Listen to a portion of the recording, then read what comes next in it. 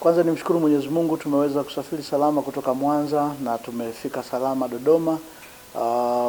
Tumefika jana, tumepata muda wa kupumzika. Leo tumefanya mazoezi mepesi na tunasubiria muda wa game yetu ya kesho dhidi ya wenyeji wetu Dodoma Jiji. Tunacheza na timu bora kwenye msimu wa ligi katika muda huu tunaomalizia ligi, na si bora kwa maana ya kuzuia, ni bora katika maeneo yote.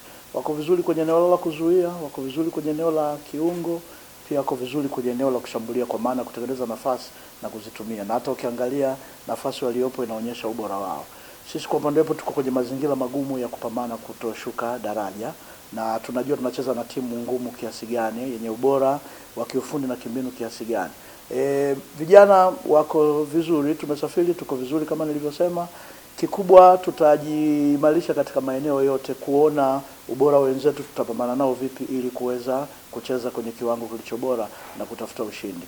Kwa maana hiyo mimi na vijana wangu tunajua tunacheza na timu bora, ngumu, yenye nidhamu nzuri kwenye kupambana, na sisi tunajiandaa kutokana na ubora uliokuwa nao na kuona tunacheza vizuri na kupata. Tunabudi kumshukuru Mwenyezi Mungu kwa kuweza kuwa na afya njema. Hali yote tumejiandaa vizuri kuelekea mchezo wa kesho, na ni mchezo ambao tunaheshimu wenzetu wako na nafasi nzuri. Tukubahatika sisi kuwa kuna nafasi nzuri zaidi, lakini kikubwa ambacho tumekuja kupushi kuona tunapata matokeo kwa siku ya kesho.